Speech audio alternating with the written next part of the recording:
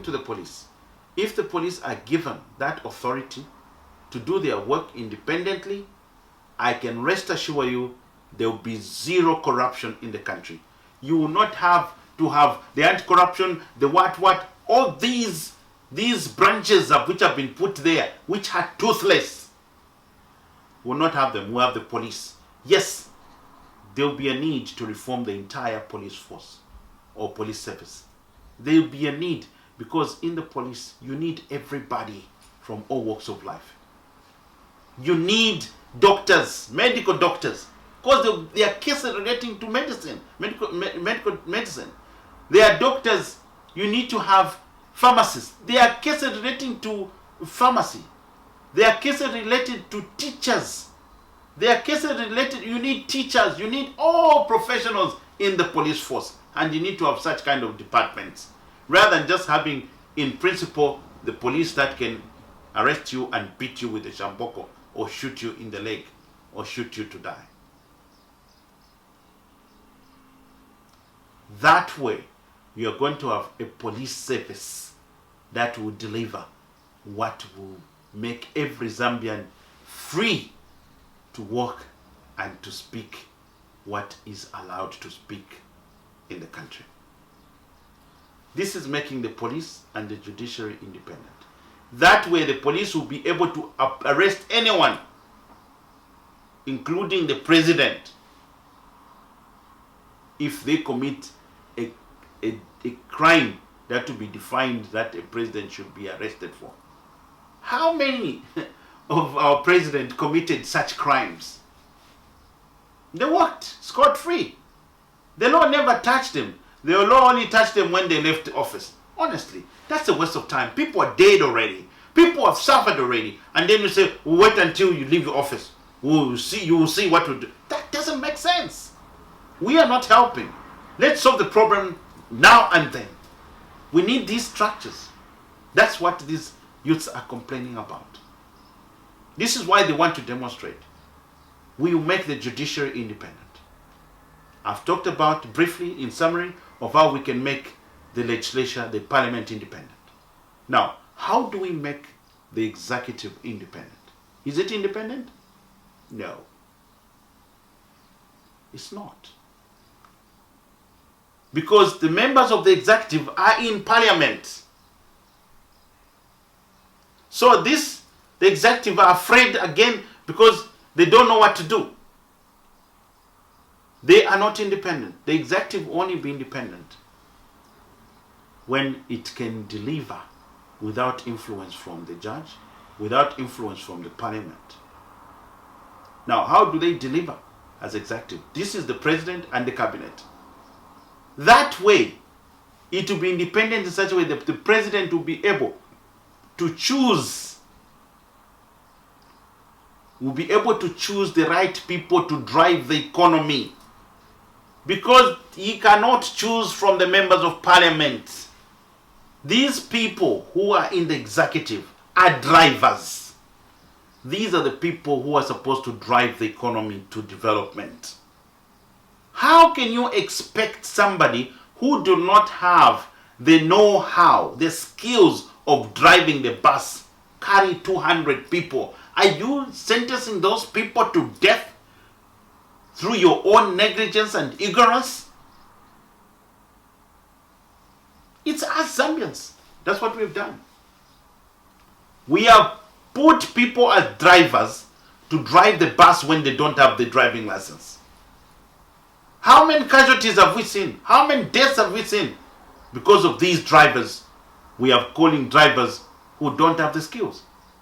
I don't blame the president. I don't blame those guys. Because that's the only people they had. The president can only choose from those. That's all. He can't choose outside. He can only choose those people. And then we sit down and start complaining. When we are standing there blocking this system, which I'm talking about.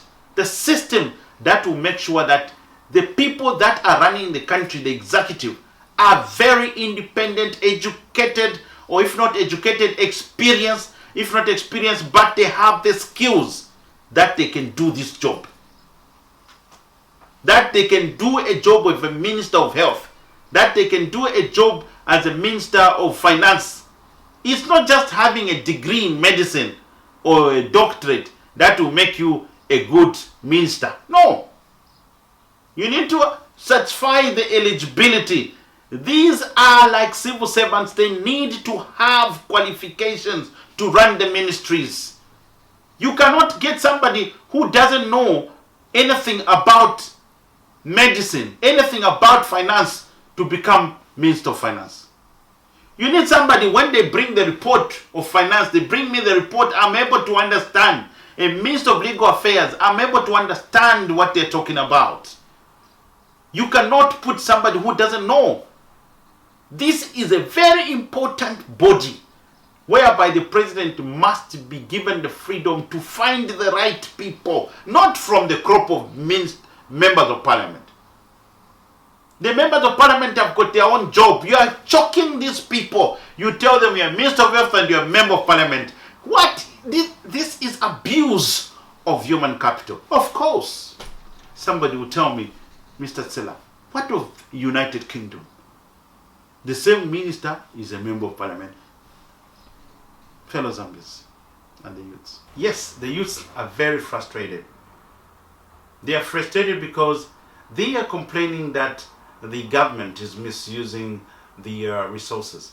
Of course, this is the point I was trying to raise, to say that you cannot get somebody who's not a driver to drive you. But here is the president who has to select from that number. He has nowhere else to select. The law restricts him to choose from those people. And those people may not have all the qualifications, may not have all the skills that are needed to drive the bus, to drive the country. They don't have. Is a wealthy community, but they say, of course, you can be rich, but please don't show it. One of the 5,300 villagers of Rüschlikon is Ivan Glassenberg, CEO of the commodity giant Glencore. Last year, his company went public, earning him more than $8.8 billion overnight. The next thing was surprising because we got a phone call from the tax office of the canton. They said, please be prepared to have a bank account that can accept 360 million of Swiss francs. The tax revenues from Ivan Glassenberg alone produced a surplus of more than 50 million Swiss francs. So the mayor decided to lower the taxes. We proposed to reduce by 7%. Legislation is not the only challenge. Sophisticated tax planning is today making it possible for multinational companies to reduce their tax payments, moving profits out of the country. The phenomenon is simply rife all the way across Africa and indeed the rest of the developing world. In Africa, you see a particular focus in commodity markets. Africa's natural resources are being extracted frequently without countries and citizens of those countries getting their fair share. In 2008, if Zambia had received for its copper exports the same price that Switzerland declared for its copper exports in the same quite detailed commodity categories, Zambia's GDP would have nearly doubled that year. And this is in a country where something like 80% of people are living on less than $2 a day. But because the law restricts him, he has to choose from there. So if he chooses people who are not drivers, we should be ready to die. But this is the thing I'm talking about. To make it independent, that the president chooses the right people whom he can hold accountable. Whoever the president can choose the right people from outside parliament. He can look around and say, that person, Mr. Tsela, Mr. Kangwa, Mr. Hamonga, Mr. Piri, Mr. Nyambe, these are the people. They have the skills I need to run the country. Then we're going to see that development. This is what the youths are crying for. They are crying for that we need to have this kind of laws that will be made by the parliament to ensure that the people that the president chooses are drivers. I want to tell you this. You won't like it. You won't like it. how Zambia loses money every year. Billions of dollars because of the white collar crimes that are committed by the people that we call investors in our country. They use complex systems that you need a person that has really spent also years in studying those systems to know that these people are stealing. Of course, we want them to invest, but let them get a fair share and give Zambia a fair share. Did you know that most of these multinationals uses a system which is known as transfer of pricing? Transfer of pricing. When they come to Zambia, they'll buy copper at the lowest cost price, very low price. When they come to Zambia, they'll buy emeralds or our minerals at a very low cost price. They'll even do the same with mukula tree. They'll do anything with anything that they get our natural resources. They'll get our natural resources at a very, very low price. Sell them to a subsidiary. And the subsidiary might even, if we are unfortunate even more unfortunate, the subsidiary will say the price is too high for this quality of this natural resource or minerals. Then they'll come back and say we overpaid tax because we sold the copper at this lower price. But it's the same subsidiary. But how can you trace that? At the end of the day, when that copper reaches the intended market, the price shoots up 100 times. When they pay 2 million, they are paying out there, they are selling it for 500 or 600 or $1 billion. This is called transfer pricing. They transfer the price.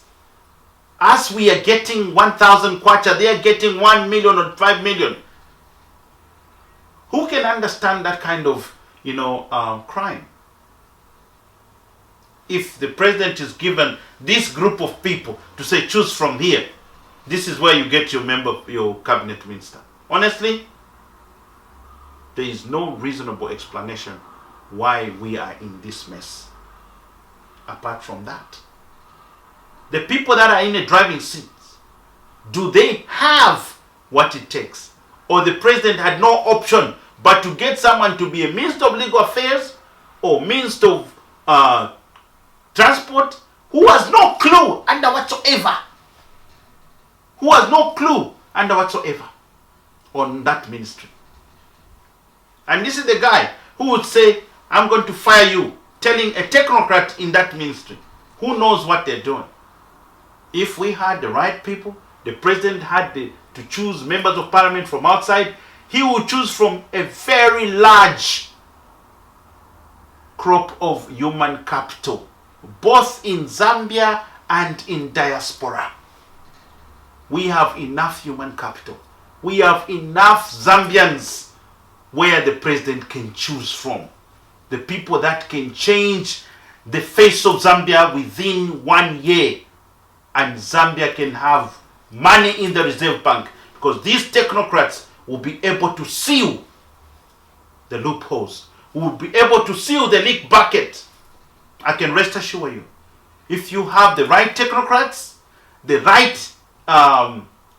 drivers, anyone with experience, both from Zambia and diaspora, I tell you, Zambia has the right brains to make Zambia as good as United Emirates. I refer to this small place. I refer to this small place in the world because it's the focus of the entire world. This is where you have these people who employ foreigners as servants. We can do that in Zambia. We can do that. We just need to have these structures put in place. A structure where you have this president to choose from outside. The youths will not be complaining today if we had this structure, because there will be no way these people would do what the current crop has done. the previous crop did, the other crop did. We had, for a short time, a window of breath. We had one of the greatest person that we always refer to, who worked as Minister of Finance. The only Minister of Finance in my history of knowledge of Zambia, apart from during the time of Kenneth Kaunda, who had money in the Reserve Bank. I don't care how Zambia got that money in the Reserve Bank, but he had securities, which is a world of forms today. Talking about that is daydreaming. What we have is a big hole of debt. And to deal with this debt, again, we cannot have a president to choose from the members of parliament. That is not good enough, is not big enough to provide the right people to deal with this debt that Zambia has. It's not possible. It's a daydream. The president must be able to choose from outside parliament. He'll get the right people who can sit down and negotiate with our creditors, with our debtors on the same table and talk the way I'm talking. I'm not scared of anybody. These are the people we need who can negotiate with the white person on the same table, with the Chinese, with the Japanese, with the Canadian, with an American, and say, look, here we are equals. I've got this, you've got that. Let's talk face to face. I like the Nigerians. They say, face, do not fear face. This is what you need. You need somebody who would go there for a meeting abroad to negotiate for something, to go and talk about a loan, and they will critically analyze the loan. And they'll say, this we can't have, this we can. Put it on the table, leave it or take it. It's very unfortunate that we have this crop of ministers who cannot negotiate. Forgive me, those who are in the ministry as ministers. No hard feelings. This is a fact I'm putting on the table for you. This is why the youths are upset. And the youths will not stop until this changes. In the beginning, I told you about the reasons. I talked about the rule of man. Now I'm telling you how you can make these institutions independent. This executive, once it made in that way, the president will be able to hold those accountable. They will be able to hold the ministers accountable. There's so many things I can talk about. Now, this is the separation of powers. The next thing I want you to understand that will make the youths stop demonstrating. These are not the first youths that are going to demonstrate, and they're not the first to demonstrate. We did when I was a youth. We did. We were not happy when our country, when Zambians were told, tighten your belts every day. Tighten your belts every day, until our parents could not tighten their belts anymore. Today it's the same thing that we have seen. And these are not the only one. If we don't change the legal framework and we expect different results, then we are all mad. We are all totally mad as Zambians. We've been doing the same things from 1964 to date, but we expect different results. Please, hear me. We have enough human capital to change the paradigm of Zambians' politics. Of course, the rule of man. I said, separating these three organs of the state the way I've explained, where the president will only have residue powers or ceremonial powers of signing, but he doesn't have to have any influence in it and cannot refuse whoever is recruited as a judge, whoever is the Inspector General of Police, whoever is the Commander-in-Chief. whoever the general, the commander in the army. We need to restructure all these in order to achieve the intended purpose, which the youth want: sustainable development where they all benefit. Believe me, putting these structures I've mentioned in place, every Zambian will live in an ivory tower and will have enough disposable income. Those investors, they know how weak our laws are. They look good on paper, but they are not enforceable. We have suffered a lot of casualties. Up to now, Zambia is still paying lap grain. Why? It's because we have this crop of people that the president has to choose from, which do not provide enough of that human capital. Believe me, these people have fought hard to be members of parliament. Please give them the place where they belong, where they can make the laws to hold those ministers accountable. We in the Western countries have created the mechanisms by which this money flows, and it flows into our own coffers, and therefore we have as much responsibility as the poorer countries to try to curtail this phenomenon. In many cases, the methods used for paying less tax is almost impossible for developing countries to scrutinize.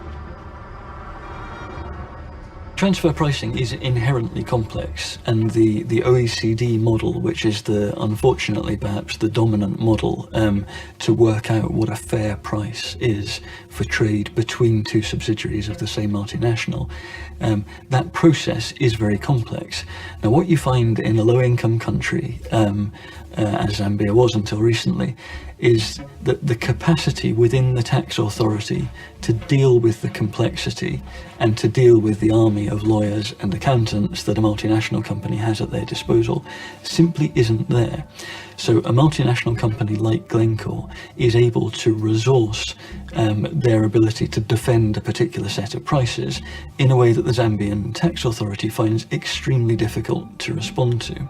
Very few people would want to be a member of parliament because they will always have a queue outside their door in their jurisdiction at their surgery. A minister will have to think twice when they go for minister's question time in parliament. Everyone in civil service will have to think twice before they can even spend a one kwacha without authority. The president will have to think twice. Anyone will have to think twice to become a president, because it will be a very hot seat. And if you don't perform, of course, there must be key performance indicators to ensure that these people, we hold these guys accountable. How do we hold them accountable as a president? Holding a president accountable is not just say, oh, the president is stealing, oh, the president is done that. No. It's to do proper investigation, and if it's a case that relates to probability, under the balance of probability, if they found them guilty, they must be held accountable. If it's the crime, they must be proved beyond reasonable doubt, and if they are found guilty, they must be held accountable. There must be a stipulated ways of quickly holding this person accountable, rather than putting laws and provisions that cannot be, enforceable, that are not achievable. They are just on paper. Oh, if he does that, you can impeach him. And when you put those provisions, they must have the concept and the ability and the capacity to quickly hold this person accountable. Please remember, justice delayed is justice denied. Don't give this kind of legal framework we have. When we continue with this legal framework we have, I tell you, these demonstrations will continue. And as a concerned Zambian, I'm so sad that every Zambian has become so quiet.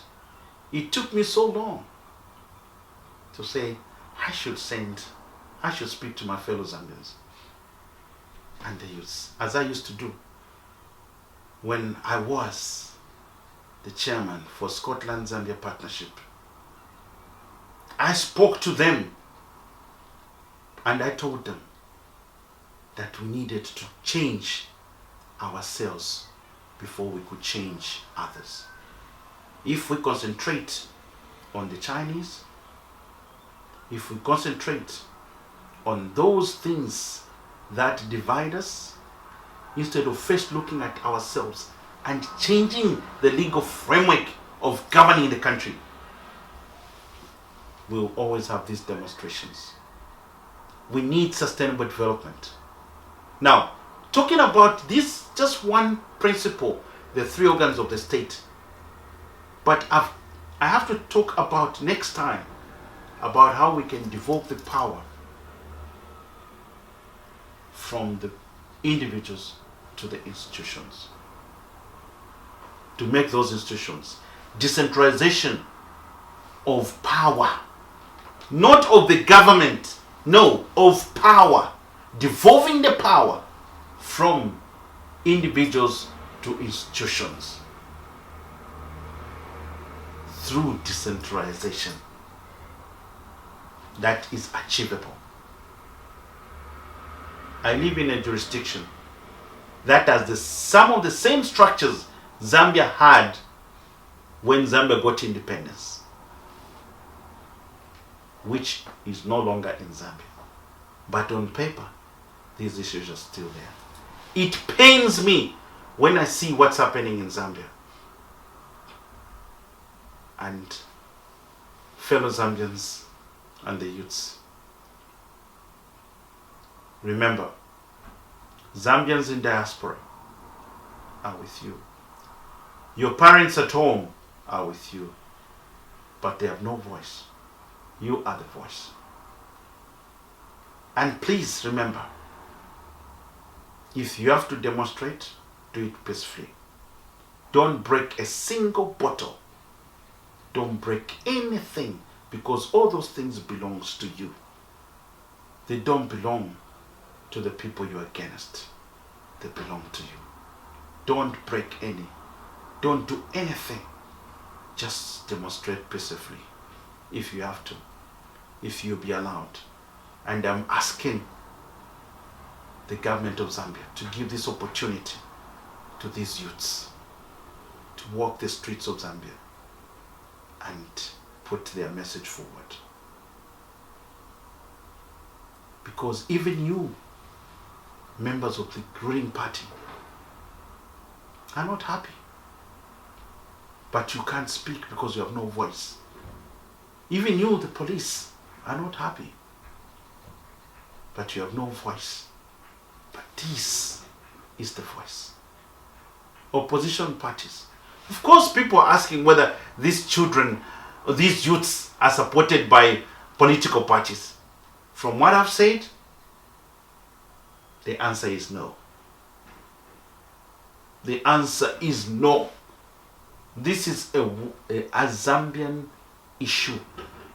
It touches everybody's life.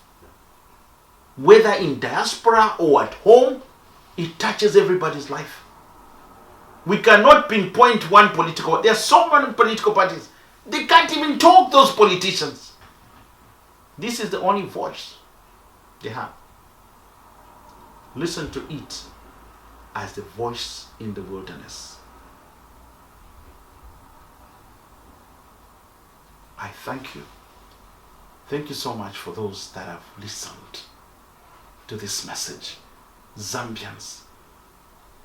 Certainly, this also affects all developing countries in the world. We can change the paradigm of politics, especially in developing worlds. Let us get rid of the rule of man and introduce the rule of law. Thank you very much. God bless the youths. God bless Zambians wherever you are. And God bless Zambia. I'll see you in the next